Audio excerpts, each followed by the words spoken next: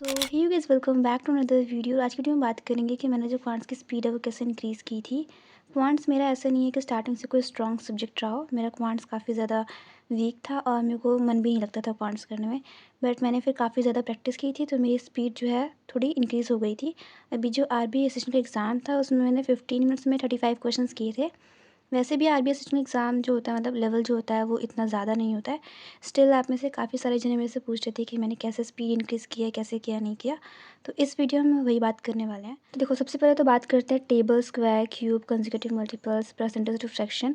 ये वो बेसिक चीज़ें हैं जो यूजुअली हम इग्नोर कर देते हैं। मैंने खुद ने इग्नोर की थी बट बाद में फिर रियलाइज़ होता है कि ये करना ही पड़ेगा। तो टेबल मिनिमम भी तो 20 तक, स्क्वायर मिनिमम भी तो 30 तक, क्यूब मिनिमम भी तो 20 तक और कंसेक्यूटिव मल्टीपल्स 24 × 25 इतना या फिर 29 × 30 इतना तक कर लेना। परसेंटेज टू फ्रैक्शन कर लेना। हर जैसे कि 1/2, 1/3, 1/4, 1/5, 1/20 तक करना, 5 के मल्टीपल्स तक, ठीक है। जैसे 5/17 तक कर लिया, 5/16 तक कर लिया, 5/19 तक कर लिया, ऐसे करके कर लेना। और जो बेसिक ट्रिक्स होती है ना वो पता होनी चाहिए। ये मैंने कुछ एग्जांपल्स दिए हैं बेसिक ट्रिक्स का। ऐसा नहीं है कि बहुत ही एडवांस ट्रिक्स करके चले जाओ क्योंकि वहाँ एग्ज़ाम में इतना प्रेशर होता है कि इतने एडवांस ट्रिक करके जाओगे ना तो कुछ भी वहाँ पे याद नहीं रहेगा। तो इससे अच्छा है कि कुछ बेसिक्स कर लो और उस पर प्रैक्टिस करो। जैसे कि 15 × 24 है तो हमको पता होना चाहिए कि अगर कभी ऐसा नंबर आ गया तो हमें क्या करना है। ये 24 को आधा कर देना है, जोड़ देना है 36 और 360 हो जाएगा। बस हमें यही करना है। ऐसे ही अगर 45 का स्क्वायर है तो हमें पता होना चाहिए कि अगर इसको हमें करना है स्क्वायर तो 4 को इंटू कर देना 5 से 25 हो जाएगा। अगर हमको 11 को 2 to 1 से मल्टीप्लाई करना है तो हमें पता होना चाहिए कि इसकी क्या ट्रिक है कि यहाँ 1 लिख दिया, 3 लिख दिया, इन दोनों को प्लस कर दिया, 4 लिख दिया, फिर 2 लिख दिया, 2 4 3 1 हो गया। अगर हमें 125 को 64 से मल्टीप्लाई करना है तो हमें पता होना चाहिए कि 125 को हम 1000/8 करके इंटू 64 कर सकते हैं। तो ये हो जाएगा यहाँ पे हमारा। तो ये जो ट्रिक्स है ना ये बेसिक ट्रिक्स है, ये हमको पता होनी चाहिए। इससे क्या होगा कि आपको क्वेश्चंस करने में जब स्पीड है ना वो इंक्रीज़ हो जाएगी। अरिथमेटिक हो या फिर स्पीड मैथ्स हो, जो भी क्वेश्चंस होंगे उसमें आपको ये सारे जो मल्टीप्लिकेशन एडिशन है वो मिलेगा ही मिलेगा। बाकी अगर आपको क्वेश्चंस प्रैक्टिस करनी है चाहे क्वांट्स, इंग्लिश या रीजनिंग की, तो आप क्विज़ोवर वेबसाइट यूज़ कर सकते हो। जैसे कि यहाँ पे मैंने IBPS क्लर्क एग्ज़ाम सेलेक्ट कर लिया। अब यहाँ पे हमारे पास सारे सब्जेक्ट्स हैं। तो अगर मान लो मेरे को रीजनिंग के क्वेश्चन की प्रैक्टिस करनी है तो मैंने रीजनिंग सेलेक्ट किया है। इसमें मेरे पास काफ़ी सारे क्वेश्चंस आ जाएंगे। जैसे पहला क्वेश्चन है वो मेरे को आता है तो मैं मार्क कर दूँगी, लेकिन अगर मेरे को नहीं आता है तो नीचे स्किप का ऑप्शन दिया हुआ है, हम स्किप कर सकते हैं। तो यहाँ पे 200 क्वेश्चंस एक साथ में फिर मिल जाते हैं, लेकिन ऑब्वियसली आप 200 क्वेश्चन हो सकता है एक साथ नहीं लगा पाओ, आपके पास टाइम नहीं है। तो आप जितने क्वेश्चंस करने हैं, जितने स्किप करने हैं वो करने के बाद साइड में एक क्विट का ऑप्शन है, आप वो क्विट ऑप्शन दबा सकते हो और फिर आपका जो भी एनालिसिस है वो आ जाएगा। तो फिर एनालिसिस में आपको शो कर देगा कि आपने कितने क्वेश्चंस अटेम्प्ट किए हैं, कितने गलत किए, कहाँ पे क्या प्रॉब्लम है। तो परफॉर्मेंस वाला जो ग्राफ है वो भी आपको दिख जाएगा। सो ये आपको काफ़ी हेल्पफुल रहेगा। आप चाहो तो ये यूज़ कर सकते हो, मैं आपको लिंक दे दूँगी डिस्क्रिप्शन में और आप चेक कर सकते हो इसको यूज़ करके। ये फ्री है, आपको कुछ भी पे करने की ज़रूरत नहीं है। आपको जाना है क्विज़ोवर वेबसाइट पे और जो भी रजिस्ट्रेशन की फॉर्मेलिटीज़ होंगी वो भी काफ़ी ईजिली हो जाती हैं। वो करने के बाद आप इसको यूज़ कर सकते हो और प्रैक्टिस कर सकते हो। तो या लिंक डिस्क्रिप्शन में दिया हुआ है, आप एक बार चेक कर लेना। फिर बात करते हैं अरिथमेटिक्स की। तो सबसे पहले तो बेसिक्स क्लियर होना चाहिए, जो कि बहुत ही कॉमन चीज़ है। हर कोई बोलेगा कि बेसिक्स सबसे पहले क्लियर होना चाहिए। किसी भी सर से कर लो, आशीष सर से, हर्षल सर से या फिर कौशिक सर से, किसी भी सर से कर लो। मैंने जो फाउंडेशन है वो आशीष सर से किया था। उसके बाद मेंस के लिए मैं किसी भी टीचर की यूट्यूब पे जो भी वीडियोज़ होती थी वो देख टॉपिक की प्रैक्टिस करनी है आपको 30-40 क्वेश्चन पर टॉपिक PDF से। तो अब आप PDF ले लो, कोई भी बंडल PDF या जो भी आपके पास पेड PDF है, जो भी PDF है वो ले लो। एक टॉपिक उठाओ, उसके 30-40 क्वेश्चन जो है लगाओ।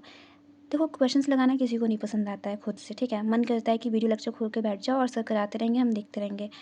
बट वैसे भी नहीं होता है। आप PDF से लगाओगे, खुद से कोशिश करोगे तो होगा। वीडियो से क्या होता है कि या तो आपके पास इतना कंट्रोल हो कि आप वीडियो चला करके पॉज़ करके खुद से प्रैक्टिस करो, खुद से कोशिश करो, और नहीं होगा तब आप सर का देखो। पर अगर आप वो कंट्रोल नहीं कर पा रहे हो, आप फिर भी सर का देख ही ले रहे हो, आप खुद से प्रैक्टिस नहीं कर रहे हो, तो PDF उठाओ और PDF में से क्वेश्चन लगाना शुरू करो। आज नहीं बनेगा, कल नहीं बनेगा, बट फिर जब आप बारी-बारी वो प्रैक्टिस करते रहोगे तो आपको एक टाइम पे बनने लगेगा, क्योंकि आपने बेसिक्स क्लियर कर लिए हैं। तो अभी आपको बस ये अप्रोच देखना है कि अप्रोच कैसे यूज़ करना है, ठीक है। फिर मिक्स्ड क्वेश्चंस लगाओ। जब आपको इंडिविजुअल टॉपिक हो जाए तो मिक्स्ड क्वेश्चन लगाओ, क्योंकि इंडिविजुअल टॉपिक लगाने के बाद एक इशू ये आता है कि ऐसे तो क्वेश्चंस बन जाते हैं, पर जब मॉक में वो मिक्स्ड क्वेश्चंस आते हैं तब समझ में नहीं आता है कैसे करना है, नहीं करना है। तो वो इसलिए होता है क्योंकि मिक्स्ड क्वेश्चन साथ में नहीं लगाए हैं। इंडिविजुअल टॉपिक लगाया तो हमको पता है कि इसमें इस टॉपिक में ऐसे होता है, उस टॉपिक में वैसे होता है। लेकिन जब मिक्स्ड क्वेश्चन साथ में आ जाते हैं तो हमको समझ ही नहीं आता है कि किस में क्या अप्रोच लगाना है।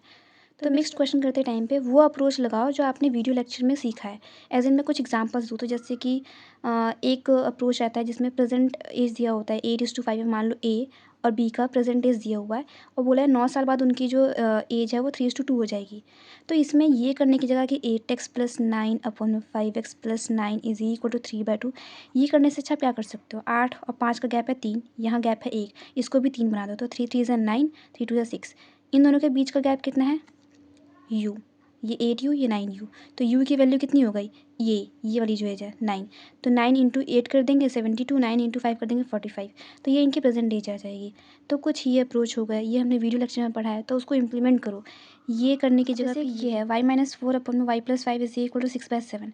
अब इसको ऐसे बेसिक से करने की जगह कि 7y - 28 is equal to 6y + 30, ये करने की जगह हम ये भी कर सकते हैं। जब वेरिएबल का ये सेम रहता है ना कॉन्सोनेंट, और वेरिएबल भी सेम रहता है, तो हम क्या कर सकते हैं, देखो इसमें से इसको माइनस करेंगे तो माइनस करके y से y कट जाएगा, 5 - 4 और ये भी माइनस करेगा तो ये हो जाएगा 9 इज इक्वल टू 7 में से 6 जाएगा u, तो u की वैल्यू जब 9 आ जाएगी तो इसको 9 से मल्टीप्लाई कर देंगे तो 54 हो जाएगा, इसको 9 से मल्टीप्लाई कर देंगे तो 63 हो जाएगा।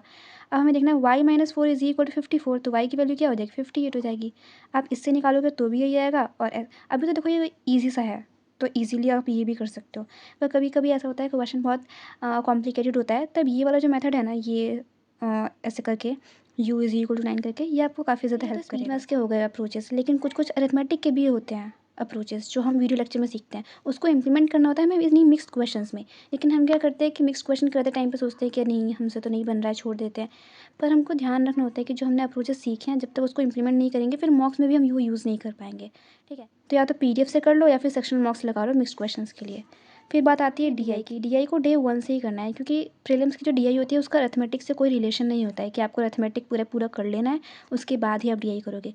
वो DI बेसिक कैलकुलेशन पे ही होती है, और अगर आपने स्पीड मैथ्स की अच्छी प्रैक्टिस की है तो वो DI करने में भी आपको ज़्यादा टाइम नहीं लगेगा। ठीक है, तो 5 DI के सेट डेली के डेली प्रैक्टिस करने हैं, तो आपका स्पीड जो है वो इंक्रीज़ हो जाएगा।